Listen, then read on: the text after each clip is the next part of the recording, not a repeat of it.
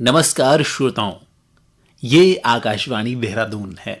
अब आप संजय भंडारी से टिहरी जिले की चिट्ठी सुनिए। आलेख है जयप्रकाश कुकरेती का। श्रोताओं, यदि बात करें टिहरी जिले की तो 8 मार्च 2025 को विधानसभा क्षेत्र घनसाली के विकास कार्यों के संबंध में एक समीक्षा बैठक स्थानीय विधायक शक्तिलाल शाह की अध्यक्षता एवं जिलाधिकारी मयूर दीक्षित की उपस्थिति में तहसील घनसाली के सभागार में आयोजित की गई।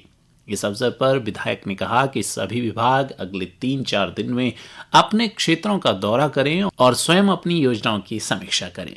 उन्होंने जल निगम और जल संस्थान के अधिकारियों को आगामी गर्मियों के मद्देनजर सभी क्षेत्रों में तैयारी करने के निर्देश दिए।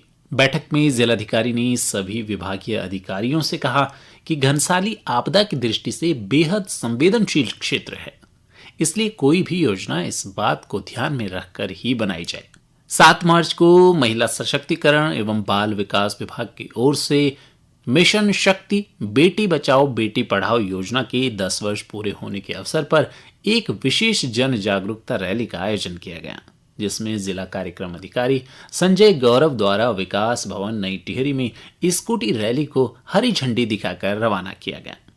रैली का मुख्य उद्देश्य समाज में बेटियों के प्रति सकारात्मक दृष्टिकोण विकसित करना और उनके लिंगानुपात, शिक्षा तथा स्वास्थ्य में सुधार लाना था।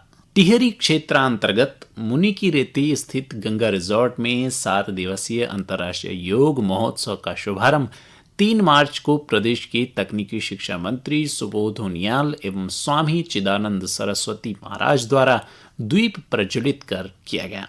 महोत्सव में देश विदेश के ख्याति प्राप्त योगाचार्य, साधकों और प्रतिभागियों द्वारा विभिन्न योग आसनों और ध्यान विधियों का अभ्यास किया गया। श्रोताओं, जिला कलेक्ट्रेट सभागार नई टिहरी में 24 फरवरी को उत्तराखंड राज्य आपदा प्रबंधन के उपाध्यक्ष विनय रोहेला ने आपदा प्रबंधन की समीक्षा बैठक ली।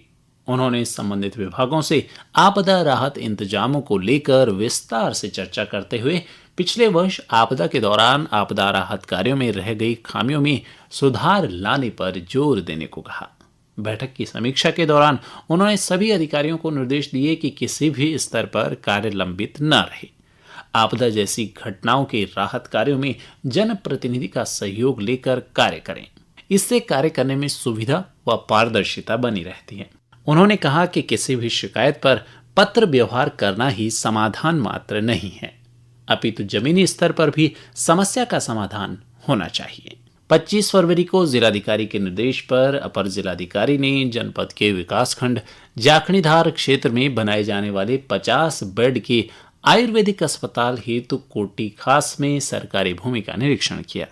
बता दें कि जनपद के इसी क्षेत्र में 50 बेड के आयुर्वेदिक अस्पताल का निर्माण किया जाना प्रस्तावित है, जिसके संबंध में विधायक टिहरी किशोर उपाध्याय द्वारा जिलाधिकारी से समय समय पर वार्ता की जाती रही है।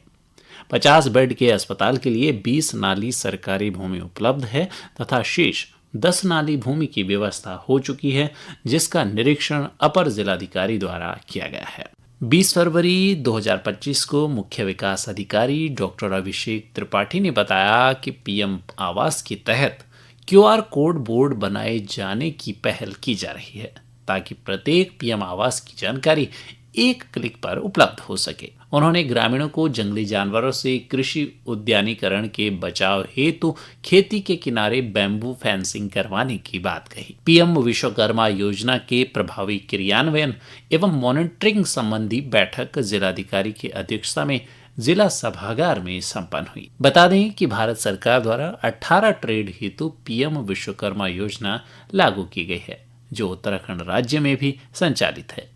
यह समिति जनपद स्तर पर योजना के प्रभावी क्रियान्वयन के लिए उत्तरदायी है।